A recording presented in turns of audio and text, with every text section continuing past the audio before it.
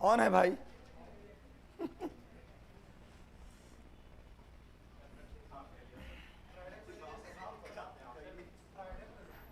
क्या शांत हो जाते हैं माने? उधर देख रहे थे लाइव हुआ कि नहीं, अब लाइव हो गए। चलिए बताइए, कुछ ऐसे ही सवाल पूछ लेते हैं। और धरती के जो क्रस्ट है उसमें सबसे अधिक कौन सा एलिमेंट मिलता है? ऑक्सीजन। चलिए अगला सवाल, भारत किस महादेश में आता है? एशिया में कौन से भाग में आता है? दक्षिण एशिया। भारत दक्षिण एशिया में आता है। भारत का विस्तार उत्तर से दक्षिण कितना है? उत्तर से दक्षिण भारत का विस्तार कितना है? 3214। और पूरब से पश्चिम कितना है? 2933। भारत क्षेत्रफल के हिसाब से दुनिया में कैवां देश है? कितना देश है जी? 7वां। अगला, जनसंख्या में भारत कैवां देश है? भारत की जनसंख्या 1 अरब कब हो गया था?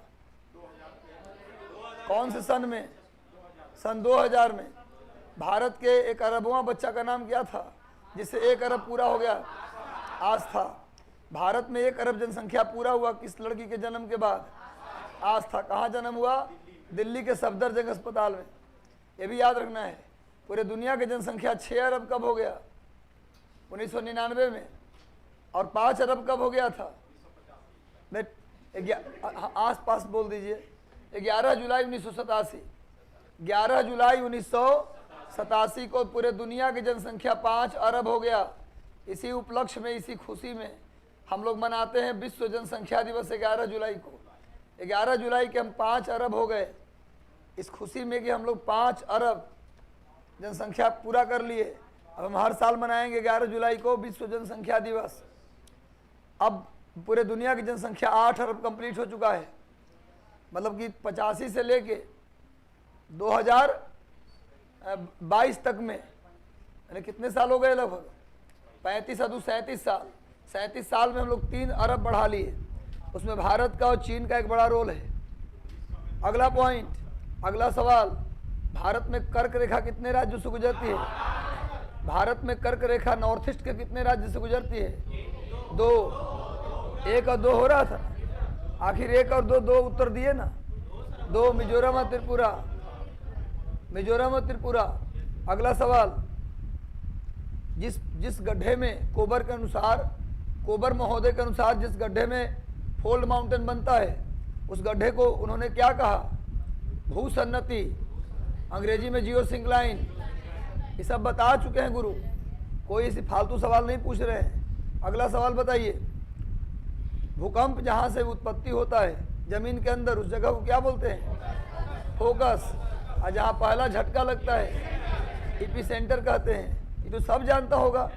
अधिकेंद्र एक समान तीव्रता से जहाँ जहाँ भूकंप आता है उसको मिलाने वाली जो रेखा है क्या बोलते हैं? आइसोसिस्मल लाइन।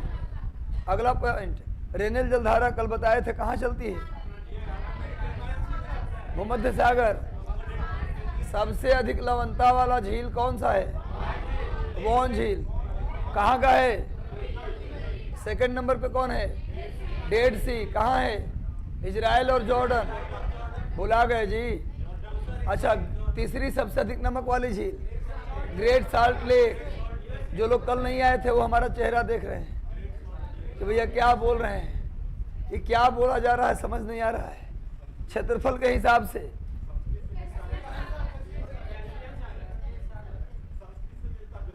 हाँ भाई, ग्रेट साल्ट लेक। अच्छा, सबसे अधिक क्षेत्रफल वाली झील कैस्पियन सी। अगला सवाल बताइए, कुरोशियो करेंट किस महासागर में चलती है? उत्तरी की दक्षिणी? उत्तरी। चलिए, तो आज हम लोग एक चैप्टर की शुरुआत करते हैं। ऐसे ही पूछताछ कर लिया, डेली 10-15 सवाल पूछ लेंगे तो आपके अंदर चिंता आएगा। चलिए लिखिए भाई, चैप्टर का नाम है जो आज पढ़ाएंगे, टाइड पढ़ाएंगे, ज्वार। उच्चावच पढ़ाने वाले थे लेकिन टाइड पढ़ा देंगे आज। कोई बात नहीं, चिंता ना करिए। वो तैयार है तो तैयार रहेगा। आज हम पढ़ाएंगे ज्वार। किसके अंदर ज्वार उठता है जी? कब कब इंसानों के अंदर भी ज्वार आता है। यदि कोई एक फैट मार के निकल गया है, आपको भाग गया आपको एक फैट मार के, अब भेटा गया अकेले में, मिल गया अकेले में, तो फिर उसको 4 फैट दिए बिना आपका ज्वार शांत? या पैसा लेके भाग गया था आपका, 2-4-5 लाख रुपया डुबा दिया, निकल लिया, है ना जी? या आपका जमीन बेच के भाग गया था, तो उसके बाद क्या करेंगे? ज्वार उत्पन्न होगा। और ज्वार के कई कारण है। देखिए भाई हंस रहा है।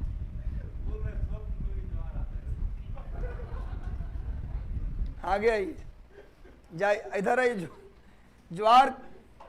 ज्वार भाटा एक सिनेमा भी है, एक मूवी भी है ज्वार भाटा।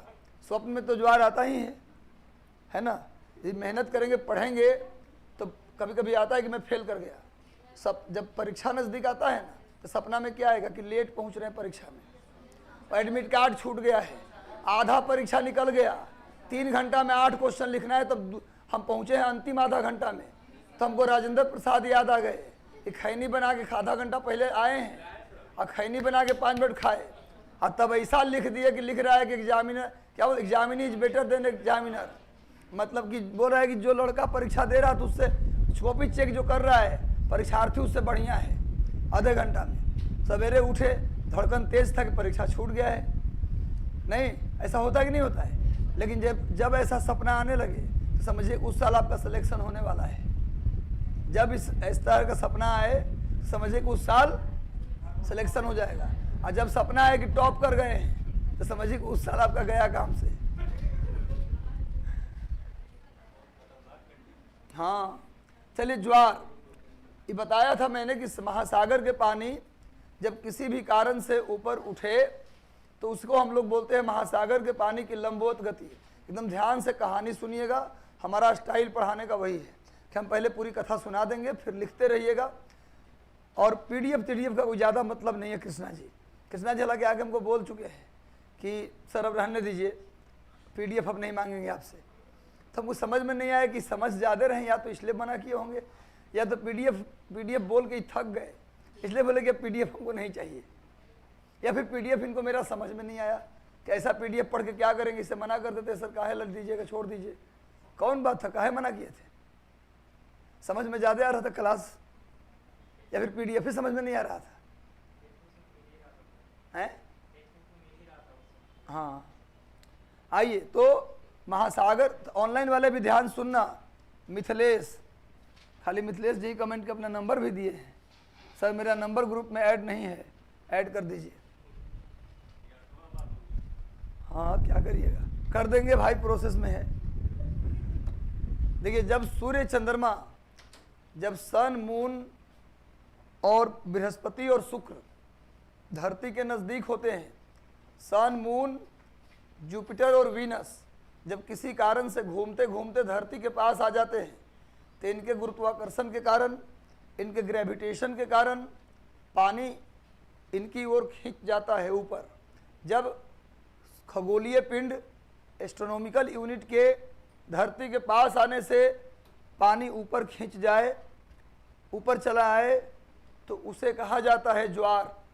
लेकिन जब भूकंप आए, इधर देखना है, कुछ लिखवा न रहे, पेन लेके काहे एक्शन में हो, हैं क्या उतार रहे हो भाई? पीछे भी दिखाई हमको देता है, ऐसा थोड़ा सोचो कि हम ना दिखाई दे रहा है। कॉलम कॉपी सीधा एकदम रखो, नहीं तो पहुंच गए तो समझ लो कॉपी छीना जाएगा तब फाइनल होएगा। हम इधर बोल रहे हैं, उधर छापने में लगे हो। अरे उसको दोस्ती अच्छी है तो कॉपी उसका मांग के लेके चले जाना, घर पे उतार लेना, है ना? या तो जेरोक्स करा लेना, मोबाइल के दुनिया फोटो खींच लेना, घर पे उतारते रहना। अब सुनो मेरी बात, जब धरती के समुद्र का जो ज़मीन है उसमें भूकंप आ जाए, अब भूकंप के कारण पानी छलांग ले, जैसे 1 बाल्टी पानी वाला एग्जाम्पल दिए थे ना जी, एक दिन 1 बाल्टी पानी ले लिए ऊपर तक भर के, और उसको धक्का दीजिए ऐसे, तो पानी उछलेगा ऊपर की ओर। उसी समुद्र को कोई धक्का दे दिया तो क्या हुआ? समुद्र का पानी ऊपर की ओर उछलेगा। जब समुद्र का पानी ऊपर की ओर उछलेगा, किनारे से जब उछलेगा, तो जाहिर सी बात है जहाँ से पानी उछलेगा वहाँ पर गैप क्रिएट हो जाएगा नीचे, जिससे पूरा समंदर का पीछे का पानी उसको भरने के लिए आएगा। जो पानी मान लीजिए ऐसे उछला तो यहाँ पर गैप क्रिएट होगा, जिससे पीछे से भरने के लिए पानी आएगा, जिससे उस पानी में धक्का लगेगा और उठा हुआ पानी चल देगा किधर, समुद्र के तट की ओर, तो अब उसे सुनामी कहते हैं। जब समुद्र के ज़मीन में भूकंप आ जाए, अब भूकंप के कारण या ज्वालामुखी फट जाए, उसके कारण जब समुद्र का पानी ऊपर उछल जाए परपेंडिकुलर, तो उसको सुनामी बोलेंगे। लेकिन जब समुद्र का पानी सूरज चंद्रमा धरती के नज़दीक आ जाएं, या फिर सूरज चंद्रमा बृहस्पति और शुक्र जब धरती के पास हों, तो उनके गुरुत्वाकर्षण से जब पानी ऊपर खींच जाए तो उसे ज्वार कहते हैं। क्लियर है भाई, समझ में आ रहा है? ज्वार और सुनामी में बस यही समानता है, दोनों में एक इक्वालिटी भी है। इक्वालिटी यही कि दोनों में पानी ऊपर उठता है, लेकिन ऊपर उठने का तरीका अलग अलग है। जब भूकंप और ज्वालामुखी के कारण, अर्थक्वेक एंड वोल्केनो के कारण जब समुद्र का पानी ऊपर उठे तब उसे सुनामी कहते हैं। लेकिन जब जब सूर्य चंद्रमा बृहस्पति और शुक्र पास आ जाए, तो उनके पास आने से जब पानी ऊपर की ओर खींच जाए तो उसे क्या बोलते हैं? उसे ज्वार कहते हैं। क्लियर? टाइड कहते हैं। देखिए भाई, ज्वार का परिभाषा तो आप समझ गए। ज्वार मुख्यतः 3 प्रकार का होता है विद्यार्थी जी। ऑनलाइन वाले बच्चे भी ध्यान सुनिएगा, जहाँ समझ में नहीं आएगा कमेंट कीजिएगा, मैं आपका कमेंट पढ़ूंगा। मेरी कोशिश वैसे होगी कि इतना सरल भाषा में पढ़ाएं, इतनी बेहतरीन भाषा में पढ़ाएं कि एक एक बच्चा को बात समझ में आ जाए। तो ज्वार का 3 प्रकार है। एक है सामान्य ज्वार, एक होता है सामान्य ज्वार यानी जनरल टाइड, जनरल टाइड।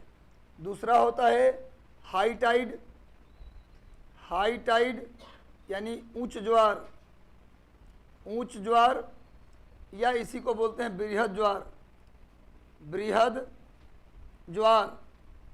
और तीसरा होता है विद्यार्थी जी लघु ज्वार, लघु ज्वार, या इसी को बोलते हैं निम्न ज्वार, निम्न ज्वार अंग्रेजी में बोलते हैं लो टाइड। ये 3 प्रकार का ज्वार होता है उसके ऊंचाई के आधार पर। ज्वार का पानी जितनी ऊंचाई तक उठता है ज्वार का पानी जितनी ऊंचाई तक उठता है उसके आधार पर हम क्या बांट दिए? ज्वार को 3 भागों में बांट दिए, सामान्य ज्वार, उच्च ज्वार और लघु ज्वार। एकदम क्लियर है भाई? ये ऊंचाई के आधार पर है, कितना ऊंचा पानी उठता है। ज़्यादा उठेगा ऊंचा तो उच्च ज्वार, थोड़ा कम उठेगा तो निम्न ज्वार, और एवरेज उठेगा तो सामान्य ज्वार। हम बताएंगे, रुक जाओ, अभी परिभाषा मत लिखना। उसी प्रकार ज्वार को अगर बांटे तो ज्वार को हम बांट सकते हैं किसके आधार पर? टाइम के आधार पर, कि कितने देर बाद ज्वार आएगा। इस बार ज्वार आया है तो कितने देर बाद आएगा। तो ज्वार को बांटेंगे 2 भागों में, टाइम के आधार पर। किसके आधार पर? टाइम। जब ज्वार 24 घंटे बाद आए, हर 24 घंटे बाद, समझिएगा बात। अभी अगर आया है शाम को कितने बजे? 5:15 में, 5:15 में मान लीजिए आया है ज्वार, अब फिर कल 5:15 शाम को आएगा, तो कितना देर बाद आया? 24 घंटे। तो उसे बोलते हैं बच्चों दैनिक ज्वार। क्या बोलते हैं उसको? ड्यूरनल टाइड, दैनिक ज्वार, ड्यूरनल टाइड। और दूसरा होता अर्ध दैनिक ज्वार। क्या होता है भैया? अर्ध दैनिक ज्वार। 2 प्रकार का, यानी semi diurnal tide, semi diurnal tide. तो इस टाइम के आधार पर यह 12 घंटा बाद ऐसा ज्वार जो कितने देर बाद आए? 12 घंटे बाद अगर आता है कहीं पर टाइड तो उसे अर्ध दैनिक ज्वार कहेंगे। और जब टाइड कितने देर बाद आए? 24 घंटे बाद, तो दैनिक ज्वार बोलेंगे। कोई दिक्कत तो नहीं ना है? बस इसको उतारिए, पहले उतारिए, फिर सब पर बात होगा। आज मज़ेदार क्लास होने वाली है, दमदार क्लास होने वाली है, शानदार और जानदार क्लास होने वाली है ना? बस मेहनत करिए, ईमानदारी से कुछ भी करेंगे, दिल से कोई काम करेंगे, सफलता मिले या ना मिले, आपके अंदर एक संतुष्टि का भाव होता है कि हमने कुछ किया है। जिस दिन आप रात भर पढ़ लेते हैं जग के, उस दिन आपके अंदर अगले दिन, भले ही आप रात भर सोए नहीं हैं, सर भारी लग रहा है, पर एक अजीब टाइप का संतुष्टि महसूस होता है। ऐसा लगता है कि आज हमने कुछ बड़ा काम किया है। ऐसा लगता है किसी सबको? जिस दिन आप पूरे दिन और रात पढ़ लिए आप जितना टारगेट लिए थे उससे ज़्यादा अचीव कर लिए, तो भले ही शरीर भारी लगे, माथा भारी लगे, अंदर से एक अजीब टाइप का सेटिस्फैक्शन लगता है।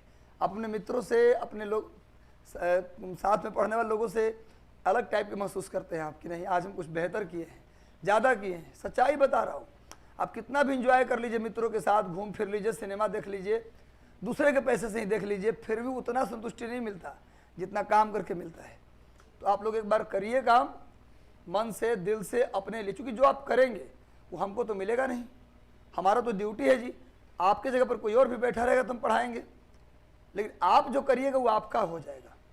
आप नहीं भी करिएगा तो हमको कोई घाटा, आप करिएगा तो हमको फायदा, ना तो आपके करने से हमको फायदा, ना करने से हमको घाटा। तो बस यही कह रहे हैं आप लोगों से कि आप रूटीन बना के अपने लिए जो काम कर रहे हैं उसको अपना तरीके से करिए, है ना, उसको किसी और के लिए नहीं करना है। और नो डाउट आपके बैच से मेरा कोई शिकायत नहीं है, आपका बैच जो है हम भी मेहनत कर रहे हैं। जो टेस्ट लेने का हमने बनाया है मंगलवार को, हर मंगलवार को हम मुकर नहीं रहे हैं, टेस्ट ले ही रहे हैं। उसमें जो टेस्ट का कॉपी चेक करके अवार्ड देने का था वो भी कर रहे हैं हम लोग, मतलब एक रूटीन बना के। पहली बार हम भी रूटीन फॉलो कर रहे हैं, वरना सबसे कम रूटीन फॉलो करने वाले मास्टर हम ही थे। प्रॉमिस कर दिए और फिर बाद में पूरा नहीं हो रहा है, लेकिन पहली बार आपके बैच में पूरा कर रहा हूँ। और उसका कारण ये है कि आप लोग सभी रियल में अच्छे बच्चे हैं, एवरेज इसमें सब लोग अच्छे हैं और सब पढ़ना चाहता है। इस बैच को देखकर हमको नहीं लगता कि इस बैच में कोई ऐसा भी बंदा होगा, ऐसा बच्चा भी होगा जो भटकाव से ग्रसित होगा, पढ़ाई नहीं करता होगा। ये तो मुझे पता है कि 90% आप पढ़ने वाले विद्यार्थी हैं, एकदम पूरा पता है। तो इसलिए इस बैच में मेहनत कर रहे हैं। कभी कभी उपदेश जानबूझ के देता रहता हूँ, आदत है उपदेश देने का। बाकी आप लोग पढ़ते होंगे ऐसा मुझे पूरा विश्वास है, लेकिन जिसका नंबर पूरा क्लास लेने के बाद भी 30 के नीचे था उससे हम संतुष्ट नहीं हैं। जिसको जो शुरू से क्लास ले रहा है मेरा पहला दिन से और अभी तक क्लास ले रहा है, कभी गैप नहीं किया, उसका भी 25 के आसपास स्कोर आया है, 25-26, तो समझिए कि वो नहीं पढ़ रहा है, वो यादाश्त के आधार पर किया है स्कोर। तो अब पढ़ना है, मेहनत करना है, भगवान ने मौका दिया है तो इसको भुना लेना है इस बार। चलिए तो हम लोग बात करते हैं पहले सामान्य ज्वार का। सामान्य ज्वार की बात करें तो इसका कोई परिभाषा नहीं है विद्यार्थी जी। सामान्य ज्वार की बात करेंगे जिसमें ज्वार की ऊंचाई 4 से 5 मीटर के बीच होता है। ऐसा ज्वार जिसमें पानी 5 मीटर तक ऊपर उठ जाए, 4 से 5 मीटर, तो उसे क्या बोलते हैं, बोलो। अच्छा, कोई जो नया बच्चा है जो पहली बार क्लास ज्वाइन किया उसको भी समझ में आ रहा है पूरा बात समझ में आ रहा है ना? ऐसा तो नहीं हो रहा कि अधूरा बात समझ में आ रहा है कि पता नहीं यार पहले से जो पढ़ रहा है उसको ज़्यादा समझ में आ रहा होगा। इसमें दिक्कत क्या है? सूरज, चंद्रमा, बृहस्पति और शुक्र नज़दीक आ गया तो उसका गुरुत्वाकर्षण बल है। हर पिंड में जिसके पास मास होता है, न्यूटन ने क्या बोला, हर वो पिंड जिसके पास द्रव्यमान है, जिसके पास मास है, उसमें खिंचाव का एक बल होता है, उसी को गुरुत्वाकर्षण बल कहते हैं। आप सब में भी गुरुत्वाकर्षण बल है, आप इनको खींच रहे हैं, ये आपको खींच रहे हैं, लेकिन इतना कम फोर्स है कि खिंचाता हुआ दिख नहीं रहे हैं। जो भी है, हमारे और इस टेबल के बीच में भी गुरुत्वाकर्षण बल लग रहा है, पर इसका बल और मेरा बल इतना कमजोर है कि मैं इसको नहीं खींच पा रहा हूँ, नहीं हम, लेकिन गुरुत्वाकर्षण दोनों में लग रहा है। अभी पेन के तुलना में जमीन बहुत बड़ी है, गिराएंगे तो जमीन का फोर्स ज़्यादा है, तो जितना फोर्स इस पेन पर जमीन लगाएगा उतना ही फोर्स पेन भी जमीन पर लगाएगा। सेम फोर्स लगाता है, जितना फोर्स जमीन लगाता है पेन पर उतना ही फोर्स पेन लगाएगा जमीन पर, लेकिन उतना फोर्स से पेन का काम नहीं चलेगा। तो कहने का मतलब है कि सब में गुरुत्वाकर्षण होता है। तो सूरज, चंद्रमा बहुत बड़ा पिंड है, जब वो धरती के पास होती है ना, तो धरती का जो पानी है समंदर का ऊपर खींच जाता है, क्लियर है? तो उसी को हम क्या बोलते हैं, ज्वार। और जब पानी ऊपर खींचे और उसकी ऊंचाई 4 से 5 मीटर तक ही केवल हो तो उसे क्या बोलते हैं बच्चों, सामान्य ज्वार। जहाँ दिक्कत होगा ना समझने में वहाँ पूछना है, डरना नहीं है। जहाँ जहाँ भी दिक्कत होगा, जो न्यू स्टूडेंट बैठे हैं 2, 4, 5, जहाँ जहाँ भी प्रॉब्लम आपको होगा वहाँ पर आप सीधे हाथ उठाइएगा, बोले सर इसको एक बार और समझा दीजिए, क्योंकि हम चाहते हैं कि हम जितना बात बोले वो सब जेब में आप बंद करके ले जाइए, एक बात बाहर नहीं गिरना चाहिए, ऐसा मेरी इच्छा है। इसलिए मेरी इच्छा को पूर्ति करना आपका कर्तव्य है। तो भैया आप लोग जितना बात बोले उसको समझ के यहाँ से जाना है। सुन लीजिए बात, समझ में ना आए तो एकदम बिना डरे आपको पूछना कि सर एक बार और बताइए।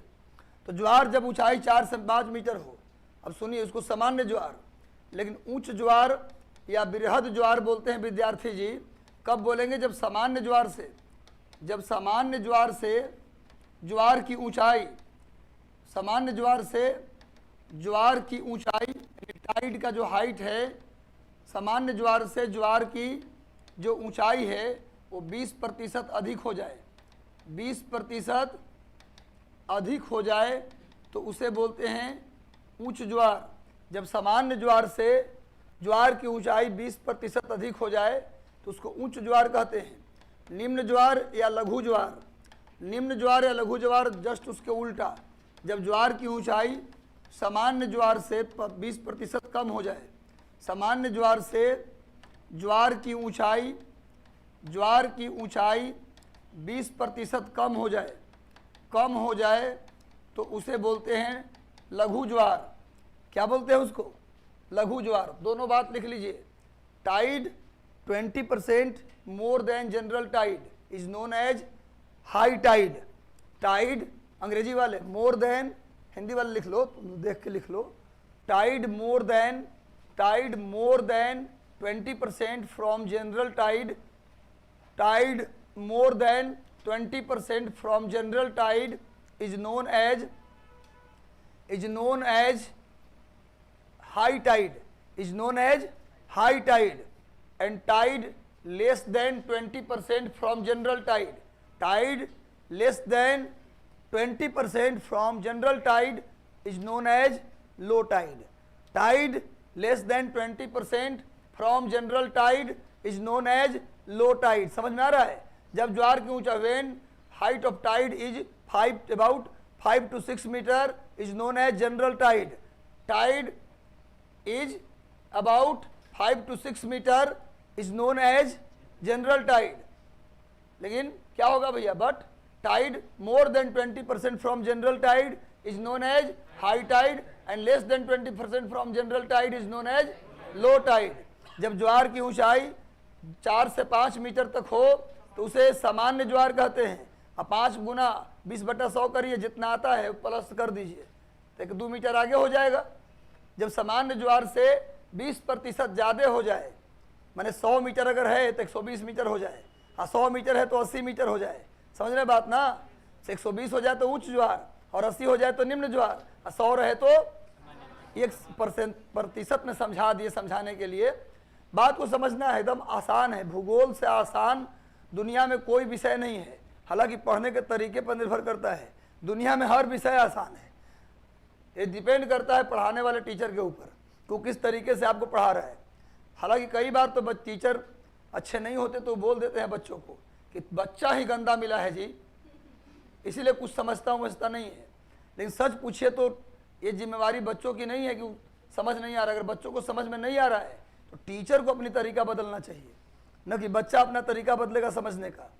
इसका मतलब आपकी स्किल की थोड़ी कमी है, टीचिंग स्किल की, या फिर कम आता है आपको, कभी कभी कम भी आता है तो व्यक्ति समझा नहीं पाता। तो मैं किसी टीचर के विषय में बात नहीं कर रहा, मैं समझ रहा हूँ कि ये मेरी कमी होगी यदि आपको हम समझा नहीं पाएंगे तो। इसमें आपकी कोई, इसीलिए मैं बार बार बोल रहा हूँ कि आप पूछिएगा जहाँ समझ में नहीं आएगा। अब एक बात और पूछता है, जनरल नॉलेज के लिए बता रहा हूँ, समझने वाली बात नहीं है। दुनिया का सबसे ऊंचा ज्वार कहाँ आता है, ये सवाल पूछता है। कनाडा के पास फंडी की खाड़ी में। वाह क्या बात है। तो लिखिए, दुनिया का सबसे ऊंचा ज्वार, दुनिया का सबसे, सर ऑनलाइन वालों का भी वीकली टेस्ट दीजिए, साहनी खातून। अब तुम लोग को कैसे टेस्ट ले जी, ग्रुप बना के भेजना पड़ेगा, अब ग्रुप बन नहीं पा रहा है तो लोग अपना नंबर लिखो, हम नोट कर लेते हैं सबका नंबर, हम पर्सनल ग्रुप बना लेते हैं है ना जी, कोचिंग वाला ग्रुप नहीं, फिर उसमें भेज देंगे, कोई रिस्ट्रिक्शन रहेगा नहीं। लेकिन ये भी क्या हो जाएगा, इथिकल नहीं होगा, ये इमोरल हो जाएगा तो देखते हैं, आप लोग पर मुझे ज़्यादा ध्यान है, पता नहीं, लेकिन आपका मैं भला नहीं कर पा रहा हूँ, इसका मुझे बहुत अफसोस है ना।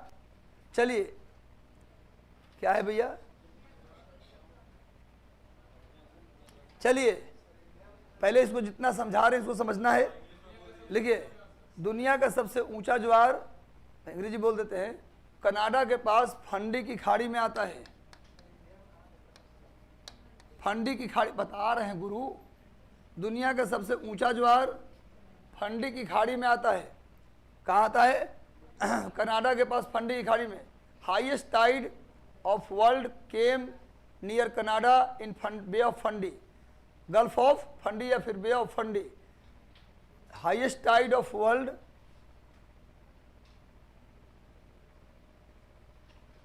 आप कैमरा से अलग हो जाते हैं जब ऑनलाइन बात होता है तो। आ गए कैमरा के सामने भाई, बोलो। हम अब यहाँ से दूर हो जाते हैं ना, पढ़ना पड़ता है। तो लिखिए, दुनिया की सबसे ऊंचा ज्वार फंडी की खाड़ी में, लगभग 16 मीटर ऊंचा। कितना मीटर ऊंचा आता है वहाँ? 16 मीटर। ज्वार टाइप का नहीं होता, सुनामी टाइप का दिखाई देता है। कहीं फंडी की खाड़ी में ज्वार मत लेने लगिएगा, 16 मीटर ऊंचा होता है। उसमें अगर ज्वार लिए तो लेके चल जाएगा बीच में। फिर अपना अगले जन्म की तैयारी करिए।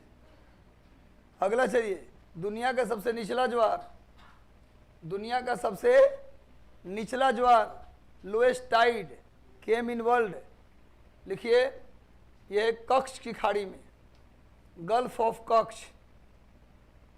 Gulf of Kutch. दुनिया का सबसे निचला ज्वार कहाँ आता है भाई? कच्छ की खाड़ी में आता है। ये वाला जो है ना, गुजरात में ये वाला देख रहे हैं आप, ये कच्छ की खाड़ी, गल्फ ऑफ कच्छ। और जो नीचे आप देख रहे हैं ये वाला पार्ट, ये गल्फ ऑफ खंभात है। खंभात की खाड़ी, खंभात की खाड़ी नोट कर लीजिए। तो दुनिया में सबसे निचला टाइड कहाँ आता है? करीब 2.5 मीटर के आसपास, 2.5 मीटर ऊंचा टाइड कच्छ की खाड़ी में आता है। भारत का या दुनिया का सबसे निचला ज्वार कहाँ आता है जी? कच्छ की खाड़ी में आता है। और दुनिया का सबसे ऊंचा ज्वार फंडी की खाड़ी में आता है। ये सब जनरल नॉलेज है, इसमें कोई ज्ञान विज्ञान नहीं है। याद कर लीजिए, दुनिया का ऊंचा ज्वार फंडी की खाड़ी में 16 से 18 मीटर ऊंचा, दुनिया का सबसे निचला ज्वार कच्छ की खाड़ी में। क्लियर है? ये सब जनरल नॉलेज है। असली नॉलेज ये है कि सामान्य ज्वार कब आएगा, सामान्य ज्वार का कंडीशन क्या है, उच्च ज्वार का कंडीशन क्या है और निम्न ज्वार का कंडीशन क्या है। ये महत्वपूर्ण बात है, इसको देखा जाए। अब लिखिए, सबसे पहले लिखिए condition for high tide. Heading डाल दीजिए, कब आएगा, किस स्थिति में पानी 20 मीटर ज़्यादा ऊंचा उठेगा। भाई यही बात न है, उच्च ज्वार कब बोलेंगे? जब पानी 20 मीटर ज़्यादा ऊपर उठ जाए, यही ना बोलेंगे भाई। उच्च ज्वार मतलब पानी 20 मीटर अधिक ऊपर उठ जाए। तो काहे उठेगा? तो लिख लीजिए, हाँ 20%। ठीक है, गणित कमजोर है थोड़ा, समझा करो, बीच में तुम। सुनिए, कंडीशन फॉर हाई टाइड, उच्च ज्वार के लिए शर्तें। थोड़ा सा बात समझिएगा आप लोग, बाद में लिखिएगा, उतना लिख के छोड़ दीजिए। जब सूर्य, चंद्रमा और पृथ्वी ये तीनों एक सीध में आ जाएं, ध्यान दीजिएगा। नंबर बहुत लोग लिख दिए अपना, संतोष जी तो 5 बार नंबर लिख दिए, रवि कुमार 1 बार लिख दिए। अच्छा, नोट कर लेते हैं, टेंशन मत लीजिए। और आप लोग आज एक ग्रुप बन जाएगा और धीरे धीरे अपना नंबर भेजते जाइएगा, ग्रुप में आप लोगों को ऐड करते जाएंगे और वहीं क्वेश्चन जाएगा। और अपना पन्ना पर ईमानदारी से देख के टेस्ट आंसर भेजिएगा, आप चेक करके टॉप करिएगा तो अकाउंट नंबर भी डाल दीजिएगा, उसमें अपना आपको इनाम का पैसा चला जाएगा। हाँ सही बोल रहे हैं, ऑनलाइन वाले को डिमांड सही है। तुम लोग आज तो किसी कीमत पर हम ग्रुप हम बनाएं या मैनेजमेंट से बनवाएं, बनवा देंगे, चिंता न करो। अब आइए, सन, अर्थ एंड मून। जब सूर्य, चंद्रमा और पृथ्वी एक सीध में आ जाए, सुन लो, उतारो मत, अभी तुरंत छापना शुरू कर देते हैं। जब सूर्य, चंद्रमा, पृथ्वी जब एक सीध में आ जाएं, एक स्ट्रेट लाइन में आ जाए, उस स्थिति में आता है हाई टाइड। हम बताएंगे काहे आता है। जब ये तीनों पोजीशन चेंज करते हैं तो पोजीशन चेंज केवल अर्थ और मून करता है, मतलब सूरज कभी भी बीच में नहीं आता। वो चमकने वाला है ना जी, ये काहे पड़ेगा चांद के चक्कर में, ये काहे पड़ेगा धरती के चक्कर में। तुम दोनों लड़ो, कौन किसको देखेगा। तो कभी चांद सूरज को देख रही होती है तो कभी धरती, कंपटीशन चलता है कि हम देखेंगे हम देखेंगे। अब मान लीजिए धरती देख रही थी बेचारी, बीच में चांद खड़ी होगी कि हम देखेंगे, तो जितना देर वो खड़ी हुई उतना दूर का सूरज ढक गया, उतना दूर का सूरज ढक गया, तो इसके लिए क्या हो गया, ग्रहण, है ना, एकदम ग्रहण लगा के चली गई। नहीं, रिश्ते के बीच में अगर कोई आ जाता तो रिश्ता में क्या लग जाता है, ग्रहण लग जाता है, ऐसा होता है ना। तो एक तुलसी पत्ता डाल दीजिए उसमें, रिश्ते के बीच में, ग्रहण खत्म, ग्रहण का प्रभाव खत्म हो जाता है। नहीं, एक फिल्म देखा था मैंने पुराने ज़माने में, रोटी कपड़ा और मकान, है ना, मनोज कुमार का है, और उसमें मौसमी चटर्जी हैं और ये हैं जीनत अमान है। तो उसमें था कि भैया वो बोलते हैं कि हम तो ग्रहण मेरे अंदर लगा है, उनसे मनोज कुमार से, तो बोलते हैं तुम तो खुद तुलसी हो, उसका नाम उसमें तुलसी रहता है, और तुलसी को तो ग्रहण दूर करते, तुम में कहाँ से ग्रहण लग जाएगा। तो बड़ा अच्छा मूवी है, पुरानी मूवी है। पुरानी मूवी में कॉन्सेप्ट होता था, नई मूवी में कॉन्सेप्ट है पर कम में। अब नया मूवी कमाऊ फिल्म बन रहा है, गाना भी उस तरीके का डालेंगे, सीन ऐसा डालेंगे जिसको लोग देखने आए, है ना जी। अब बिजनेस के लिए फिल्म बनता है ज़्यादा, आर्ट मूवी कम बन रहा है। अब सुनिए बात को, तो ये जो कंडीशन इसमें, मून अगर बीच में आ जाए तो धरती के लिए किसका ग्रहण लग जाएगा, सूरज का। तो इसको बोलते हैं सोलर इक्लिप्स का कंडीशन, इसको बोलते हैं सूर्य ग्रहण का बात, सूर्य ग्रहण यानी सोलर इक्लिप्स, सोलर इक्लिप्स की बात होती है। अब सुनिए, चांद जो बेचारी है इसके पास अपना लाइट नहीं है, ये दूसरे के प्रकाश से प्रकाशित होती है ना। तो चांद पर अगर सूरज का रोशनी नहीं पड़ेगा, जितना दूर अगर धरती आ गई तो सूरज की रोशनी को चांद पर कुछ दूर तक नहीं पड़ेगा, जितना दूर नहीं पड़ेगा उतना दूर का चांद रहेगी, लेकिन वो दिखाई नहीं देगी। तो किसका ग्रहण हो गया, धरती कर लोग को क्या चांद कुछ दूर तक दिखाई नहीं देगी, तो इसको धरती के लिए किसका ग्रहण हो गया, चांद का। तो इसी को बोलते हैं चंद्र ग्रहण। चंद्र ग्रहण और सूर्य ग्रहण के बारे में एग्जैक्टली बताया था गैलीलियो ने। गैलीलियो ने ही पहली बार चंद्र ग्रहण के बारे में एग्जैक्ट फिगर बताया था कैसे लगता है। इसी बात को लेकर तो पुजारी सबका खिसिया गया था। जो पुजारी था चर्च का, प्रिस्ट था, वो कहा कि ये सब तो हम बताते थे पैसा लेकर के, ये तुम कैसे बता दिया। तो बोला दूरबीन से देख के बता दिए।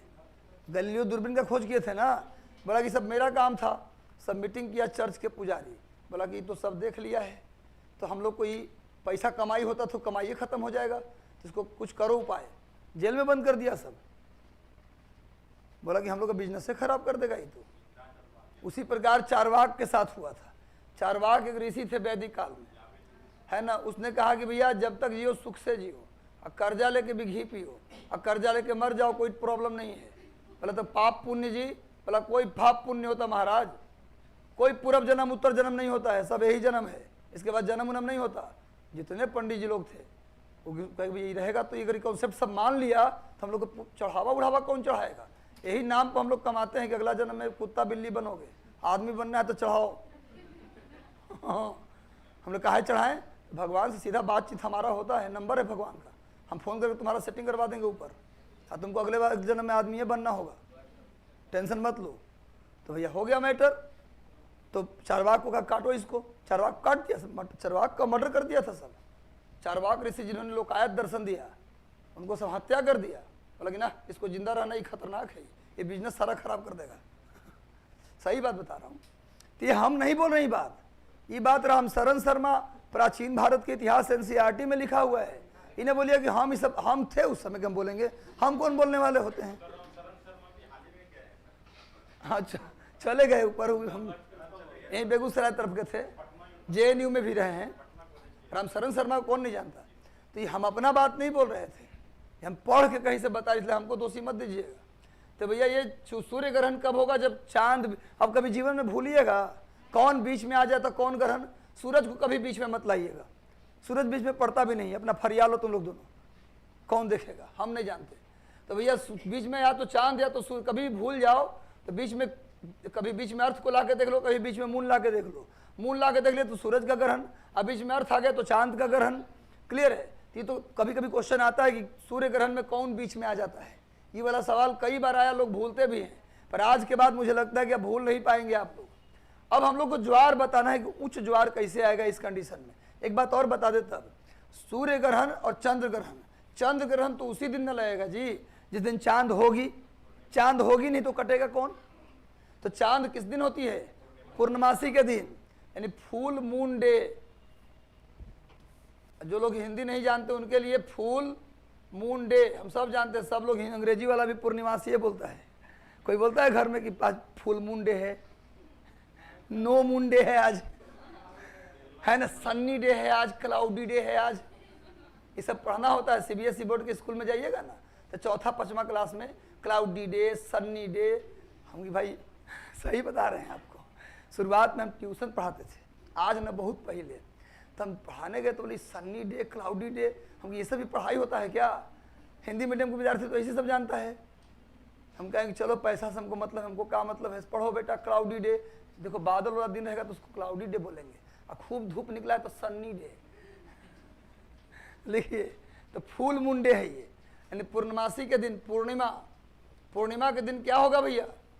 पूर्णिमा के दिन क्या लगेगा? अमावस्या के दिन क्या होगा? माने नो मून डे के दिन सूर्य ग्रहण। कभी भूलेंगे? चांद होगी तबे ना ग्रहण चांद का, तो चांद कौन दिन होगी? पूर्णमासी को। और उसका उल्टा आ जाएगा अमावस्या को, कौन सा ग्रहण? सूर्य ग्रहण। अब बात करते हैं, आप ही तो हो गया, ये तो फिजिक्स की बात बता दिया, इसका ज्वार भाटा से कोई मतलब नहीं था, खाली सामने आ गया, हमको याद आ गया इसलिए समझा दिए। अब समझिए कैसे आएगा हाई टाइड। अब किसी को पकड़ के खींच रहे थे और ना खिंचा रहा था, तो पीछे से एक आदमी और आया, पकड़ लिया आपको, और वो आपको खींचने लगा, तो उसका ताकत आपके साथ जुड़ जाता है। ऐसा पता है आपको? न तो एक आदमी को खंभा में पकड़वाइए जोर से, तुम पकड़ ले रहा, छोड़ना मत, और तुमको हम खींचेंगे, और तुम खिंचाना मत जी, फिर दूसरा आदमी पीछे से हमको खींचेगा, तो देखिए थोड़ा सा आसान हो जाता है खींचना, क्योंकि उसका बल भी हमारे साथ ऐड हो जाता है। तो देखिए मून का फोर्स मान लीजिए विद्यार्थी जी F1 है, और सन का फोर्स मान लीजिए F2 है, तो दोनों का फोर्स जुड़ के हो गया F1 प्लस F2। तो जाहिर सी बात है फोर्स बढ़ जाएगा, F1 प्लस F2 हो जाएगा, तो धरती का जो पानी है वो 20% ज़्यादा उठेगी। पहले बात सुनो ना, उतारने में फिर लग गए। मैं कह रहा हूँ भैया पानी 20% ज़्यादा उठेगा, और धरती के घूर्णन गति का नियम है, रोटेशनल मोशन का नियम है कि अगर एक तरफ कोई घूमती हुई चीज़ पर जिस दिशा में आपने फोर्स लगाया है उसके अपोजिट पोल पर भी उसी डायरेक्शन में क्या लगेगा? उतने ही फोर्स लगेगा। यानी जितना फोर्स से यहाँ टाइड आया उसी वक्त उसी समय उतनी ही फोर्स से उसके अपोजिट पोल पर भी क्या आएगा? टाइड आएगा। ये घूर्णन गति के नियम में उल्टा फोर्स लगता है। मेन फोर्स के अपोजिट में, अपोजिट लॉन्गिट्यूड पर, अपोजिट पोल पर उतना ही फोर्स उसी दिशा में लगता है। मैंने एक साथ हाई टाइड जहाँ आएगा तो उसी समय अपोजिट पोल पर भी क्या आएगा? हाई टाइड, उतनी ही बल से। यहाँ F1 प्लस F2 तो इधरों लगेगा F1 प्लस F2, इसका उल्टा फोर्स। तो यहाँ पर क्या आएगा? 20% पानी ज़्यादा उठेगा, इसको हम बोलेंगे हाई टाइड। बोलेंगे सर यहाँ वाला हाई टाइड तो समझ में आ गया, दोनों फोर्स जुड़ रहा है। आप बोल रहे हैं सर यहाँ भी हाई टाइड आएगा।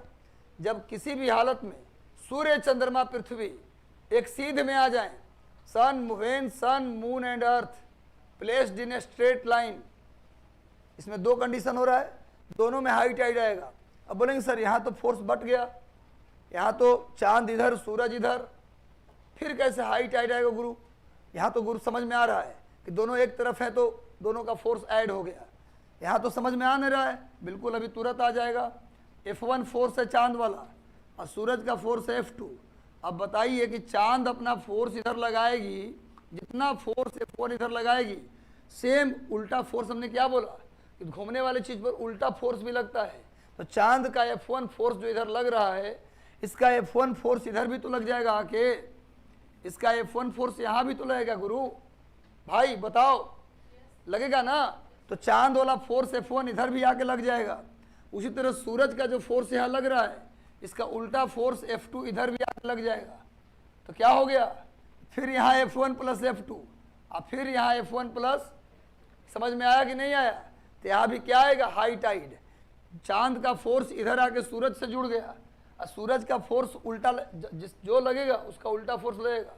सूरज का फोर्स आके इधर चांद से जुड़ गया, तो यहाँ भी हाई टाइड, फिर यहाँ भी हाई टाइड। क्लियर है? दोनों ही कंडीशन में क्या आएगा? High Tide.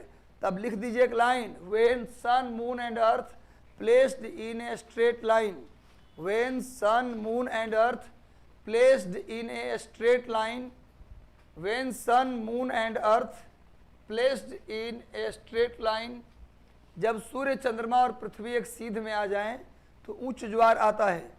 when sun, moon and earth placed in a straight line, then high tide came, then high tide came। लिखिए लिखिए, जब सूर्य चंद्रमा और पृथ्वी एक सीध में आ जाएं तब उच्च ज्वार आता है। जब सूर्य चंद्रमा पृथ्वी एक सीध में आ जाएं तब उच्च ज्वार आता है। ये कॉपी अभी तक खत्म ना हुआ है। हम बार बार कितना दिन से बोल के थक गए कि प्लेन पेपर का इस्तेमाल कीजिए, प्लेन पेपर का इस्तेमाल कीजिए, लेकिन आप लोग हैं कॉपी ख़त्म कर रहे हैं। कॉपी जब ले लिए हैं तो ख़त्म करके मानेंगे इनको बोलने से क्या होता है, पैसा मेरा लगा है, तो हम कॉपी फिर छीन लेंगे, लेके चल जाएंगे घर। सोच लो, हैं सादा पन्ना पर लिखे ना, बीपीएससी में आपको प्लेन पेपर मिलेगा। क्लियर है, लिख लिए भाई। जब सूरज चंद्रमा पृथ्वी एक सीध में आ जाएं तो तब क्या आता है, उच्च ज्वार। अब आइए कंडीशन फॉर लो टाइड। निम्न ज्वार कब आता है, निम्न ज्वार कब आएगा भैया? निम्न ज्वार आएगा जब सूर्य चंद्रमा पृथ्वी 90 डिग्री पे आ जाएं। अर्थ हमेशा 90 डिग्री पे रहेगा और मून और सन इसके आउटर में रहेंगे। ये हो गया आपका सन, उसी तरह से, और ये हो गया अर्थ। अर्थ हमेशा बीच में रहेगा, यहाँ आ जाएंगे सन, सन यहाँ नहीं, मतलब इस तरह से पोजीशन बनेगा, और यहाँ हो जाएगा मून। यही दो कंडीशन बनेगा। अच्छा ये बताइए, सूर्य चंद्रमा पृथ्वी एक सीध में किस दिन आते हैं? सूर्य चंद्रमा पृथ्वी एक सीध में किस रोज आते हैं? अभी ने बताया जी, पूर्णिमा और अमावस्या को। सूर्य चंद्रमा पृथ्वी एक सीध में कब आते हैं? पूर्णिमा को और अमावस्या को। इसका मतलब समुद्र में उच्च ज्वार कौन दिन आएगा जी? महीना में रोज आएगा या फिर 2 दिन आएगा? 2 दिन, पूर्णिमा को और अमावस्या को। उसी प्रकार विद्यार्थी जी, सूर्य चंद्रमा और पृथ्वी समकोण पर आ जाए, एट राइट एंगल, पता है ना, 90 डिग्री से नीचे के कोण को एक्यूट एंगल, और 90 डिग्री के बराबर को राइट एंगल, और 90 डिग्री से 180 डिग्री के बीच वाले को ऑब्ट्यूज एंगल, न्यून कोण। 90 के नीचे न्यून कोण, 90 के बराबर सम कोण, और 90 के ऊपर अधिक कोण। 180 डिग्री को क्या बोलते हैं? सरल रेखीय कोण या स्ट्रेट लाइन एंगल बोलते हैं उसको। खैर ये सब गणित नहीं पढ़ा रहा हूँ। ये कब होगा, किस दिन होगा, वो तो समझ में आ गया कि पूर्णिमा अमावस्या को एक सीध में आएगा, लेकिन कब आएगा 90 डिग्री पर, ये पूछ रहे हैं। ये आता है अंग्रेजी महीना के अनुसार नहीं, ये हिंदी महीना के अनुसार आता है। हर महीने के सप्तमी और अष्टमी को, हर महीने के सप्तमी और अष्टमी तिथि लिखना पड़ेगा। अंग्रेजी में भी यही, सप्तमी एंड अष्टमी। डेट कौन सा होगा? क्योंकि सप्तमी अष्टमी अंग्रेजी में नहीं होता, ये हिंदी में ही है। तो दोनों पक्ष में, कृष्ण पक्ष में भी सप्तमी अष्टमी और शुक्ल पक्ष में भी सप्तमी अष्टमी, पता है ना। शुक्ल पक्ष मतलब इंजोरिया रात, और कृष्ण पक्ष मतलब अंधेरिया रात, सुना है ना। जब रात में चंद्रमा ना हो तो कृष्ण पक्ष, और चंद्रमा हो तो क्या, शुक्ल पक्ष। और शुक्ल पक्ष न सुना है, अष्टमी किए हुए व्रत नहीं सुनता है। सप्तमी व्रत नहीं होता, अष्टमी। भगवान कृष्ण का जन्म हुआ था भादो महीना के कृष्ण पक्ष के अष्टमी में, तब ना कृष्ण भगवान सांवले हो गए थे। अगर शुक्ल पक्ष में जन्म लेते तो क्या होते, गोरे होते क्या। तो जो भी हो, तो कृष्ण पक्ष में और शुक्ल पक्ष के सप्तमी अष्टमी लिख लीजिए। हर महीने के सप्तमी अष्टमी तिथि को सूर्य चंद्रमा पृथ्वी 90 डिग्री पर होते हैं। ये सब जो नंबर आ रहा है ना, इसको पन्ना पर लिख लो, और हमको एडमिन बनाना, खाली किसी और को एडमिन मत बना देना। पेज ले लो एगो, हाँ तू मेरे को रहना एडमिन बस। आप लोग इसमें नहीं, ऑनलाइन वाला ग्रुप अलग, ऑफलाइन ऑनलाइन का हम अलग कर देंगे भाई। हर महीने के सप्तमी अष्टमी को एगो तुम भी रह जाना एडमिन। क्या लिखे उसमें से ऊपर से नीचे करके देखना। हर महीने के सप्तमी और अष्टमी तिथि हो गया ना। अब यहां पर लो टाइड आएगा, क्या बोले, हर महीने के सप्तमी अष्टमी तिथि को सूर्य चंद्रमा, भाई सूर्य पृथ्वी और चंद्रमा समकोण पर होते हैं। हर महीने के सप्तमी अष्टमी तिथि को सूर्य, चंद्रमा और पृथ्वी, हम नंबर इसमें अब ग्रुप बना रहे हैं ऑनलाइन वाले का भी, सब लोग अपना नंबर लिख रहा है, सबका नंबर नोट करके वो ग्रुप बना, उसमें एडमिन हम रहेंगे खाली और कोई नहीं रहेगा, और सिर्फ ऑनलाइन वाले बच्चा जुड़ेगा।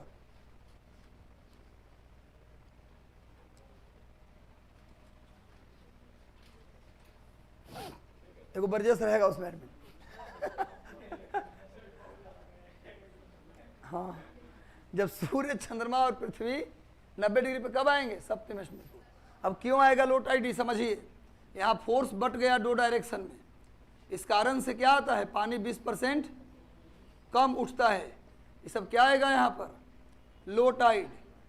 फोर्स के बटने के कारण टाइड क्या हो गया? 20% कम ऊंचा उठा। इसको क्या बोलते हैं? जब टाइड की ऊंचाई 20% कम हो, फोर्स दो दिशाओं में बट गया ना जी, जिस कारण से फोर्स का वैल्यू भी कम हो गया, तो क्या आएगा? Low tide. जब सूर्य, चंद्रमा, पृथ्वी, जब सूर्य, पृथ्वी और चंद्रमा, या चंद्रमा, सूर्य, पृथ्वी और सूर्य जब क्या हो, 90 डिग्री पे आ जाए, धरती के पास 90 डिग्री का कौन बने? यही ना, तो 90 डिग्री भाई, जब ऐसे करते हैं तो क्या बनता है? 90 डिग्री। यहाँ पर सूरज हो, यहाँ पर चंद्रमा हो, यहाँ पर पृथ्वी हो, ऐसे कंडीशन में फोर्स बढ़ जाएगा दोनों का, जिस कारण से क्या आएगा? 20% टाइड कम उठेगा। जब टाइड 20% कम उठे तो क्या बोलते हैं? Low tide. हो गया दो कंडीशन। अब लिखिए कंडीशन फॉर जनरल टाइड। अब लिखिए, ये तो दो कंडीशन हो गया ना। अब बताओ कौन कौन दिन आएगा हाई टाइड? पूर्णिमा और अमावस्या को। और कौन कौन दिन आएगा लो टाइड? हर महीने के सप्तमी अष्टमी को, दोनों पक्ष में आएगा। यानी कि इस महीना में 2 ही दिन आएगा लो टाइड और 2 ही दिन आएगा हाई टाइड। ना सप्तमी अष्टमी में से कोई एक दिन, सप्तमी अष्टमी में से कोई एक दिन रहेगा, वो या तो सप्तमी को रहेगा या तो अष्टमी को रहेगा। क्लियर है? तो भैया 4 दिन नहीं, लो टाइड। समझ में सबको आ गया ना? सबको समझ में भी आ गया होगा, याद भी हो गया होगा, ऐसा हमको लग रहा है ना? समझ में आ गया ना? चलो पूछते हैं, जो हमको जहाँ जहाँ लग रहा है कि भैया नहीं समझ में आया, पूछ लेते हैं। सबसे पहले तुम बताओ जी, कॉर्नर सुजाता, बताओ सूर्य, चंद्रमा, पृथ्वी तीनों 90 डिग्री पर किस दिन आते हैं? सप्तमी अष्टमी को कौन? शुक्ल पक्ष वाला सप्तमी में कि कृष्ण पक्ष वाले में? दोनों में आता है। अच्छा, और सूर्य, चंद्रमा, पृथ्वी एक सीध में कौन दिन आते हैं? अच्छा, सूर्य ग्रहण कब लगेगा? जब कौन बीच में आ जाए तो सूर्य ग्रहण? चांद बीच में आएगा तब, एकदम कंफर्म है। और कौन बीच में आ जाए तो चंद्र ग्रहण? अर्थ आ जाए। समझ में आ रहा है? चलिए, हमको लगा कि भाई समझ में नहीं आ रहा है। अब आ जाइए, क्लियर हो गया? अब लिखे कंडीशन फॉर जनरल टाइड। अब सामान्य ज्वार के लिए शर्तें, ये रोज आएगा। सामान्य आदमी का कोई वैल्यू होता है? आपको रोज आना जाना है भैया, आपको जी रोज ड्यूटी आना है, और आप देख लीजिएगा महीना में एक आध दिन आके चेक कर लीजिएगा। विशिष्ट आदमी को क्या बोला जाता है? जो उच्च टाइप के आदमी होते हैं, एकदम नीच टाइप के आदमी को बोलते हैं सुनो इधर दिखाई मत देना। नहीं बोलते हैं कि सुनो अगली बार भटक गया तो मार के तुम जूता से नाक तोड़ देंगे, भागो यहाँ से। और जो उच्च कोटि के आदमी उसको क्या बोलते हैं? सर एक आध बार दया दृष्टि आपकी अगर हो जाता महीने में एक दिन भी तो आप बड़ा धन्य हो जाते हम। और जो सामान्य टाइप का व्यक्ति मेरे तरह का, आपको रेगुलर आना है नहीं तो रेगुलर आते हैं। हाँ, ना हुआ कोरियोलिस, उल्टा जो फोर्स लगा बाहर की तरफ वो कोरियोलिसेबल का प्रभाव न रहा। उल्टा फोर्स जो लगा रोटेशन के कारण, एक इस तरफ लगा उस तरफ लगा, वहाँ कोरियोलिस बल का ही प्रभाव था। ठीक है, वैसे कोई डायरेक्ट प्रभाव कोरियोलिस बल का नहीं होता, बस रोटेशनल मोशन का नियम है कि एक तरफ अगर फोर्स लगेगा तो उसके उल्टे में भी क्या लगेगा? उतना ही फोर्स उसी डायरेक्शन में लगेगा। ठीक है, अब लिखे कंडीशन फॉर जनरल टाइड। यहाँ समझने वाली बात है, यहाँ से सवाल आता भी है। कंडीशन फॉर जनरल टाइड, यहाँ से सवाल आता भी है। सबका नंबर नोट हो रहा है? जल्दी से अपना नंबर नीचे बैठ के, आप लोग का ग्रुप फॉर्म हो रहा है, अपना अपना नाम नंबर लिख दीजिए फटाक से। ठीक है, अब देखिए कंडीशन फॉर जनरल टाइड क्या है। सामने में कौन है? चंद्रमा। ये पॉइंट ए कर दीजिए विद्यार्थी जी, ये पॉइंट बी कर दीजिए, पॉइंट सी, पॉइंट डी। अब एक बात बताइए, धरती एक चक्कर घूम जाती है कितने देर में? 24 घंटे में। लगभग 24 घंटे में धरती एक चक्कर अपने एक्सिस पे मार लेती है। तो ए पॉइंट अगर बी पॉइंट पे आना चाहे, ए पॉइंट तक आने में, ए पॉइंट को दोबारा लौट के ए पॉइंट तक आने में कितने घंटे समय लगेगा? 24 घंटे। अगर ए पॉइंट को बी पॉइंट पे आना है तो कितना लगेगा विद्यार्थी? 6। बांट लो, 6 घंटा, 6 घंटा, 6 घंटा, 6 घंटा। यानी ए को बी पर आना है तो 6 घंटा, फिर ए को अगर सी पे आना है तो, फिर ए को डी पे आना है तो 18 घंटा, हाँ ए को ए पर आना है तो 24 घंटा। यहाँ तक बात समझ में आ रहा है? अब देखिए चांद सामने है भाई, चांद सामने होगा तो ज्वार आना तय है ना। उस दिन समुंदर और चांद के बीच कोई अगर आ गया तो समुंदर में डूबना उसका तय है, बीच में कोई आ नहीं सकता। उस दिन मछुआरे मछली पकड़ने भी नहीं जाते। पूर्णमासी और अमावस्या के दिन मछुआरे की औकात नहीं कि समुद्र में चले जाएं, तो चांद से सीधे समुद्र बात करता है। समझ में आ रहा है बात? रियल बात है भाई। इतना ऊंचा टाइड आता है कि आप देखिए जाकर के, ऐसा लगेगा कि चांद को छू दिया समुद्र का पानी, दूर से लगेगा ऐसा, पर छूता नहीं है। चांद भी लगेगा कि एकदम समुद्र को टच किया हुआ है। आप कहाँ? समुद्र में हर जगह। कहाँ गया? कहीं पूर्णमासी के दिन गए हो? जब जाओ तो समुद्र को देखना है अगर बेहतरीन तरीके से चांद के साथ, तो हालांकि वह रुकने नहीं देते। पूर्णमासी के दिन आपको बहुत पहले ही 3-4 बजे ही आपको हटा लेते हैं वहाँ से, क्योंकि शाम को 5 बजे के बाद ही समुद्र चांद से बात करना शुरू कर देता है। फिर आप वहाँ रुक गए तो समझिए कि आप पानी के अंदर जाएंगे। इतना ऊंचा टाइड आता है, जहाँ पर आप खड़े हैं उससे पानी से भर जाता है। बहुत मुश्किल। अब इसको समझने के लिए हम भले ही कुछ बात बता दे रहे हैं, लेकिन सच्चाई बहुत खतरनाक स्थिति होती है। तो चांद सामने है तो पानी ऊपर उठा। अब जाहिर सी बात है चांद का उल्टा फोर्स लगेगा, तो जिस समय ए पर आएगा ज्वार उस समय सी पर भी ज्वार आएगा, कन्फर्म है। जिस समय ए पर ज्वार आएगा उस समय सी पर भी ज्वार आएगा। ये तो समझ रहे हैं ना, उल्टा फोर्स से आता है। सबको आ रहा है समझ में ना? अब समझिए, अगर हम आपसे बोलें कि एक पर ज्वार अगली बार कब आएगा, हम बोले कि अगली बार अगर ए पर ज्वार अभी आया है 5:30 पर, तो ए पर अगली बार ज्वार आना है तो कितने देर बाद आएगा? तो जब ए आ जाएगा सी पर और सी आ जाएगा ए पर, तो सी पर जब ज्वार आएगा तो ए पर भी आएगा। जब चांद के सामने ए है तो ए पर ज्वार आया तो सी पर भी आया।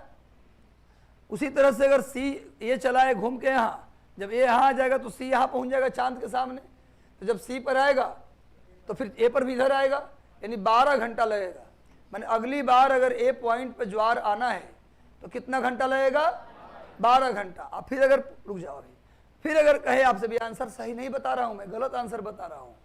फिर अगर कहे आपसे, अभी आपके अनुसार ऐसे ही पूछ रहा हूँ कि ए पॉइंट पर चांद के ही आकर्षण से कितनी बार आएगा, कितनी देर बाद आएगा, तो इसका मतलब चांद तक इसको आना पड़ेगा घूम के। मैंने चांद के आकर्षण से पूछा था 24 घंटा में, और उल्टा फोर्स से अगर देखा जाए तो 12 घंटा बाद। क्लियर है? तो भाई ए सी पर आया और सी जब ए पर आया 12 घंटे बाद, तो क्या चांद बैठी है वहां कि आइए जी हम इंतजार करेंगे आपको? चांद को डर नहीं है, आप जाइए पीछे पीछे। मतलब चांद को, चांद आगे निकल जाएगी, तो चांद निकल गई आगे, वो वेट नहीं करेगी भाई। तो भैया चांद आगे निकल गई तो चांद को छूने में 26 मिनट और लग जाता है धरती को। 26 मिनट मतलब कि दोबारा अगर सी को चांद के सामने आना है घूम के, ए यहाँ आएगा, सी जब यहाँ आएगा, लो चांद तो है नहीं, चांद आगे निकल गई है, तो 26 मिनट और चलने पर वो चांद के सामने चला जाता है। यानी पूछा जाए कि किसी बिंदु पर दोबारा ज्वार कितने देर बाद आएगा, तो 12 घंटे 26 मिनट बाद। और चांद के ही आकर्षण से कितनी देर बाद आएगा, तो 12 घंटे 24 घंटे 52 मिनट, 24 घंटे 52 मिनट के बाद। याद रहेगा? समझ में आ रहा है? तो लिख लीजिए, retide came at same point after 12 hour 26 minute. समझ में आया 26 मिनट वाला बात? हाँ तो लिखिए, हिंदी में भी बोल देंगे, अंग्रेजी वाले पहले लिखिए। Retide came at same point after 12 hour and 26 minute. Retide came at same point after 12 hour 26 minute. After 12 hour 26 minute. Clear है पहला पॉइंट तो ये। दूसरा पॉइंट भी लिखिए, retide came at same point by attraction of moon. Retide came at same point by attraction of moon. कोई दिक्कत नहीं, टेंशन मत लीजिए, हिंदी बोलेंगे। Retide came at same point by attraction of moon after 24 our and 52 minute. After 24 our and 52 minute. 24 our and 52 minute. समझ में आ रहा है भाई? तो लिखिए हिंदी में अब कि लिखिए किसी लिखिए ऐसे लिखो, लिखिए समान स्थान पर पुनः ज्वार, समान स्थान पर पुनः ज्वार 12 घंटे 26 मिनट बाद आता है। सामान्य स्थान पर पुनः ज्वार 12 घंटे 26 मिनट बाद आता है, लेकिन चांद के ही आकर्षण से पुनः ज्वार, लेकिन चांद के आकर्षण से पुनः ज्वार 24 घंटे 52 मिनट बाद आएगा। चांद के आकर्षण से पुनः ज्वार 24 घंटे 52 मिनट बाद आएगा। क्लियर है? समझ में आ रहा है बात? तो जब 12 घंटे बाद ज्वार आए तो क्या बोलते हैं उसको? अर्ध दैनिक ज्वार, सेमी ड्यूरनल टाइड। लेकिन जब 24 घंटे बाद जो ज्वार आता है उसको बोलते हैं ड्यूरनल टाइड। पूरे दिन भर रात दिन मिला के 24 घंटा करके एक जगह पे पॉइंट 24 घंटे बाद ज्वार आया तो उसको बोलते हैं ड्यूरनल टाइड, दैनिक ज्वार। जहाँ पर ज्वार 12 घंटे बाद ही आ जा रहा है उसे बोलते हैं सेमी ड्यूरनल टाइड। क्लियर है? चारों पांचों जो प्रकार था उस पर बात हो गई। एक सवाल आता है कि नदी में यदि पानी का जहाज समुंदर से नदी में लाना हो, और पानी के जहाज को व्यापार करते हैं ना हम, जब हम इंटरनेशनल ट्रेड करते हैं समुद्र के रास्ते से, तो नदी के मार्ग से ही हम जहाज को ले जाते हैं समंदर में न। जैसे कलकत्ता है, हुगली नदी है, कलकत्ता से कोई सामान बनता है और उसे हमको एक्सपोर्ट करना है श्रीलंका, उसे इंडोनेशिया भेजना है, तो कलकत्ता से क्या डायरेक्ट समुद्र में उड़ा के ले जाएंगे जहाज से? पानी का जहाज हुगली नदी के किनारे हावड़ा स्टेशन के पास लग जाएगा, और सारा माल लोड होने के बाद क्या होगा? माल लोड हो जाने, जब पूरा उसमें लोड हो गया सामान, तब क्या होगा भाई? इसको ले जाना है समुद्र में। तो कब ले जाएंगे? सवाल ये होता है। तो ले जाइए सुबह में। कब ले जाइए? नदी से समुद्र में जहाज ले जाना है तो कब ले जाएंगे? सुबह में। काहे? क्योंकि उस समय चांद समुद्र से काफ़ी दूर चली जाती है, शाम होने के बाद पास आ जाती है, और सुबह होते ही दूर चली जाती है, तो समुद्र शांत हो जाता है, उसका पानी नीचे हो जाता है, और नदी का पानी उसके तुलना में ऊपर रहता। तो बड़ी आसानी से सुबह सुबह घुसा देंगे समुद्र में जहाज को। लेकिन शाम के समय अगर समुद्र से जहाज को लाना है नदी में, समुद्र से जहाज को कहाँ लाना है? नदी में, तो फिर चांद का इंतजार कीजिए। तो क्या होगा? समुद्र का पानी का लेवल ऊपर उठ जाएगा, तो आसानी से आप नदी में ला सकते हैं। यानी जहाज को समुद्र से नदी में लाना है तो शाम को ले आइए, और नदी से समुद्र में ले जाना है तो सुबह में ले जाइए। ये भी क्वेश्चन कई बार पूछा जा चुका है। अब भारत में एकमात्र नदी है हुगली, जहाँ नदी में भी ज्वार आता है। ले लीजिए एक लाइन, भारत की एकमात्र नदी है हुगली नदी, जहाँ नदी में भी क्या आता है? ज्वार आता है। भारत में एकमात्र नदी है हुगली नदी। विशाल राज भूपेश अपना एक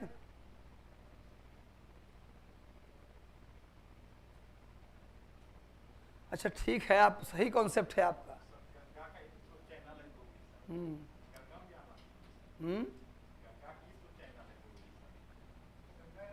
गंगा ही है, मतलब चैनल नहीं है भाई। गंगा नदी सुनो, हाँ हाँ वही तो गंगा नदी का एक पार्ट है वो, तो हुगली में आता है, हुगली के आसपास आता है। लेकिन जो भागीरथी वाला सेक्शन है ना उसमें नहीं आता है।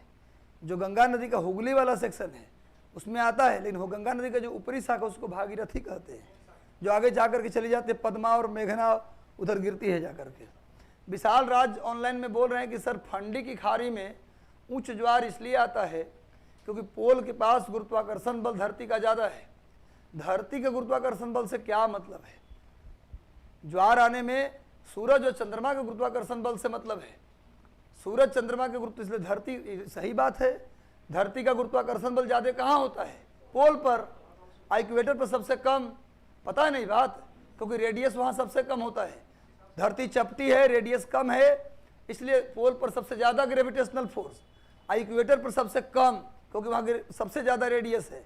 इसीलिए जो सैटेलाइट लॉन्चिंग सेंटर है, हमने बताया भी था एक दिन, वो ज़्यादातर इक्वेटर के पास रखा जाता है, पोल के पास नहीं रखा जाता। पता है धरती का जो पोल है, नॉर्थ पोल साउथ पोल, वहाँ इतना ज़्यादा गुरुत्वाकर्षण है कि वहाँ से अगर किसी सैटेलाइट को छोड़ना हो तो आपको ज़्यादा एनर्जी, ज़्यादा फोर्स की ज़रूरत होगी, बहुत मुश्किल होगा वहाँ से छोड़ना।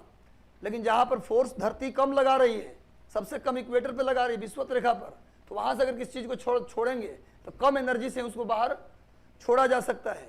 इसीलिए दुनिया में जहाँ भी सैटेलाइट लॉन्चिंग सेंटर बना है वो सब इक्वेटर के आसपास बना है।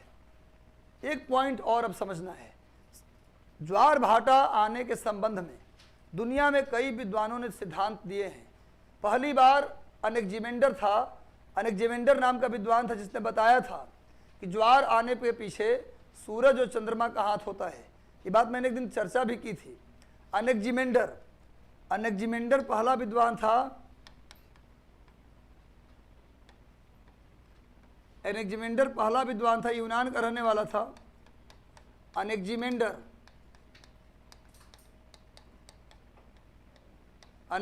पहला विद्वान था जिसने बताया था कि सूर्य और चंद्रमा के कारण ही गुरुत्व आता है। सुनिए, पहली बार किसने कहा कि सन और मून के कारण आता है ज्वार? ये बताने वाला दुनिया का पहला विद्वान किसने था? कौन था? अनेक्जिमेंडर। इसने एक किताब भी लिखी थी, द ओशियन। इसका एक पुस्तक भी था, द ओशियन नामक किताब में इसने बताया कि ज्वार आने के पीछे सूरज और चंद्रमा का हाथ होता है। बहुत बड़ा काम कर दिया इसने। भले ही नहीं बताया कैसे आता है ज्वार, ये बात की चर्चा नहीं की इसने, लेकिन ये बता दिया कि सूरज और चंद्रमा के कारण ज्वार आता है। उससे पहले लोगों को ये बात पता नहीं था। लेकिन इसका ज्वार आने का सही व्याख्या न्यूटन, कई विद्वानों ने इस पर काम किया है, लेकिन अनेक्जिमेंडर पहला विद्वान था जिसने कहा था कि ज्वार आने के पीछे सूरज और चंद्रमा का हाथ होता है। अब दूसरी पॉइंट समझिएगा आप लोग, दूसरा बिंदु सुनिए। दूसरा पॉइंट यह है बच्चों कि न्यूटन ने सबसे सही सिद्धांत, ज्वार आने का सबसे सही सिद्धांत किसने दिया था? वही न्यूटन, जिसने फिजिक्स में बल का नियम दिया, गति का नियम दिया ना जी। न्यूटन बहुत हरफन वाला व्यक्ति थे। न्यूटन ने क्या नहीं किया? न्यूटन ने गति का नियम दिया, लॉ ऑफ मोशन। न्यूटन ने गुरुत्वाकर्षण का नियम दिया, लॉ ऑफ, है ना, universal law of gravitation. Newton ने कूलिंग्स लॉ दिया, नहीं, शीतलन नियम। कोई वस्तु ज़्यादा गर्म है तो उसका ठंडा होने का रेट ज़्यादा होगा, और कोई वस्तु कम गर्म है तो उसका ठंडा होने का रेट कम होगा। जैसे 90 डिग्री का एक वस्तु है, क्वेश्चन कई बार आता है एग्जाम में, साइंस वाले सेक्शन में।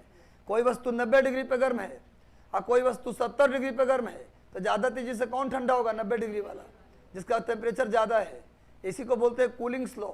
न्यूटन ने ही पहली बार बताया था कि प्रकाश 7 white light is mixture of 7 different colour. जो सफ़ेद प्रकाश होता है, सफ़ेद रंग होता है, वो 7 अलग अलग रंगों का मिश्रण होता है। बताने वाला पहला विद्वान कौन था? न्यूटन। किस फील्ड में काम नहीं किया? ज्वार भाटा में, भूगोल में भी काम किया। ज्वार भाटा आने के पीछे उसने सूर्य चंद्रमा के थ्योरी को बताया।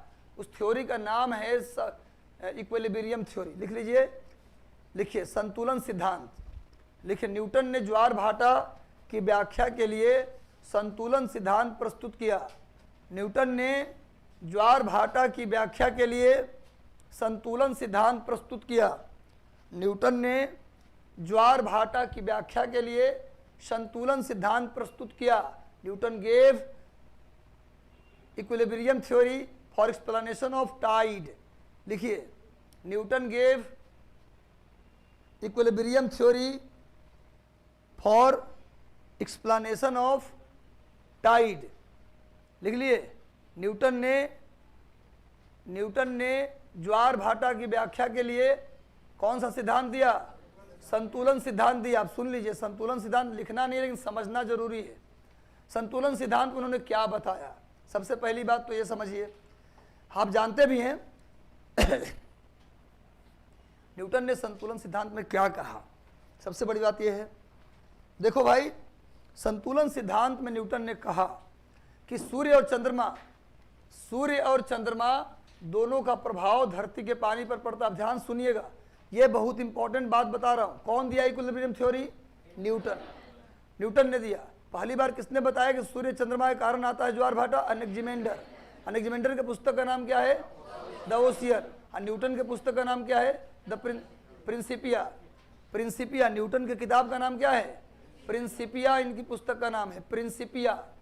प्रिंसिपिया न्यूटन की किताब का नाम। इन्होंने कहा इक्विलिब्रियम थ्योरी में, समझिए, सूर्य और चंद्रमा, सन और मून दोनों का प्रभाव धरती के पानी पर पड़ता है। सो मत सुन लो, सूर्य चंद्रमा दोनों का प्रभाव धरती के पानी पर पड़ता है, लेकिन चांद का प्रभाव सूरज की तुलना में ज़्यादा पड़ता है।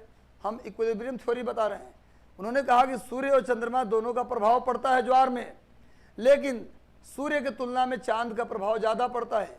हालांकि सूर्य का मास चांद की तुलना में कई गुना ज़्यादा है, सूर्य का द्रव्यमान चांद की तुलना में कई लाख गुना ज़्यादा है, फिर भी चांद प्रभाव अधिक डालती है, सूरज कम। नियम से क्या कहता है? न्यूटन का जो गुरुत्वाकर्षण ग्रेविटेशन का लॉ है, वो कहता है जिसका जितना मास उतना ज़्यादा उसके अंदर ग्रेविटेशन का फोर्स। जिसमें जितना मास होगा, जो जितना ज़्यादा केजी का होगा, उसके अंदर उतना ही ग्रेविटेशन फोर्स होता है। जब सूरज कई लाख गुना बड़ा है, ज़्यादा वजनी है, तो फोर्स ज़्यादा लगा रहा होगा सूरज। ये भी बात सत्य है, सूर्य ज़्यादा फोर्स इम्पोज करता है, लेकिन चांद का कम फोर्स भी इम्पोज करता है, तो उसका प्रभाव ज़्यादा पड़ता है। क्योंकि गुरुत्वाकर्षण बल सिर्फ मास पर नहीं, दो वस्तुओं के बीच के दूरी पर भी डिपेंड करता है। चांद के तुलना में सूर्य धरती से काफ़ी दूर स्थित है, इसी कारण से सूर्य ज़्यादा फोर्स लगाता है, फिर भी उसका प्रभाव धरती के पानी पर कम पड़ता है। लेकिन चंद्रमा चूंकि धरती के सबसे नज़दीक का खगोलीय पिंड है। पूछा जाए आकाश में जितनी भी पिंड आपको दिखाई देता है, उसमें सबसे नज़दीक में कौन है? चंद्रमा। याद रखिए, पूरे आकाश में जो भी दिखाई दे रहा है, उसमें सबसे नज़दीक का पिंड कौन है? चंद्रमा। तो चंद्रमा इतना पास है कि सूर्य के तुलना में कम फोर्स होने के बावजूद भी चंद्रमा का प्रभाव सूर्य की तुलना में अधिक पड़ता है। इसी को बोलते हैं इक्विलिब्रियम थ्योरी। समझ में आया क्या है इक्विलिब्रियम थ्योरी?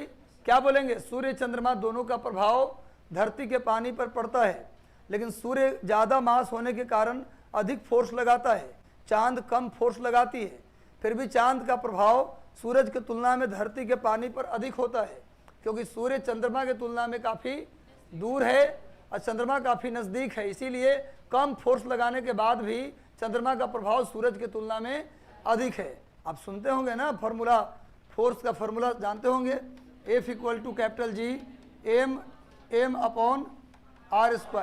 तो मास का डायरेक्टली प्रोपोर्शनल होता है फोर्स। जितना ज़्यादा मास होगा फोर्स उतना ही अधिक होगी, लेकिन डायरेक्ट इन्वर्सली प्रोपोर्शनल होता है दोनों के बीच के दूरी का। जितना ज़्यादा दूरी हो जाएगा उसके स्क्वायर का क्या होता है? Inversely proportional. तो मास के तुलना में दूरी का ज़्यादा प्रभाव पड़ता है। गुरुत्वाकर्षण बल पर जो है ना, ग्रेविटेशन फोर्स जो है ना, उसमें मास के तुलना में ज़्यादा प्रभाव किसका पड़ता है? दूरी का। जो जितना नज़दीक होगा, भले उसका मास कम है, लेकिन गुरुत्वाकर्षण बल का मान, उसका प्रभाव बढ़ जाएगा। और अगर मास बहुत कम भी है, नज़दीक है तो बढ़ जाएगा, मास ज़्यादा भी है और काफ़ी दूर कर दीजिए तो उसका प्रभाव बहुत कम हो जाता है। इसी को बोला गया संतुलन सिद्धांत। तो न्यूटन के बारे में कितनी बात जान गए? उसने लॉ ऑफ मोशन दिया, उसने law universal law of gravitation दिया, उसने कूलिंग्स लॉ दिया, कौन ज़्यादा जल्दी ठंडा होगा, ज़्यादा गर्म तेज़ी से ठंडा होगा, कम गर्म धीरे ठंडा होगा। और जिसने 7 रंग का मिश्रण होता है प्रकाश, वाइट लाइट, ये भी किसने बताया? न्यूटन। और ज्वार के पीछे जो सिद्धांत दिया, संतुलन सिद्धांत, वो किसने दिया? न्यूटन। तो चलिए आज की क्लास में हम लोग इतना ही करेंगे। कैसा लगा आज का क्लास? समझ में आया? मज़ा आया? रेगुलर क्लास आना है, नहीं तो क्या एप्लीकेशन अब आप लोग को लेंगे हम, यदि गैप करेंगे तो। क्यों नहीं आए? आप 500-500 रुपये अपना पिन करके एप्लीकेशन साथ पीछे में दे देना है, दिखाई न दे कि लिए हैं पैसा। हम उसी का रिसीविंग भी दे देंगे नीचे लिख के कि मैंने आज तुम लोगों से 500 रुपया पाया क्योंकि तुम लोग नहीं आए थे। चलिए, ऑल द बेस्ट। हमारी शुभकामनाएं आपके साथ है। और सुनिए, दिल से पढ़ाई करिए, मन से तो पढ़िए ही, लेकिन दिल लगा के पढ़िए, अच्छे से पढ़िए, ताकि पढ़ाई बोझ न लगे आपको। एकदम आराम से पढ़ लें, सिलेक्शन भी आराम से हो जाए। ऐसा लगेगी तो हम तो पढ़े कहाँ हैं और फिर अधिकारी बन गए, चलते चलते अधिकारी बन गए, तब ना। अभी आई कार्ड है कोचिंग का, कल को अधिकारी वाला आई कार्ड रहेगा, है ना। उप जिला समाहर्ता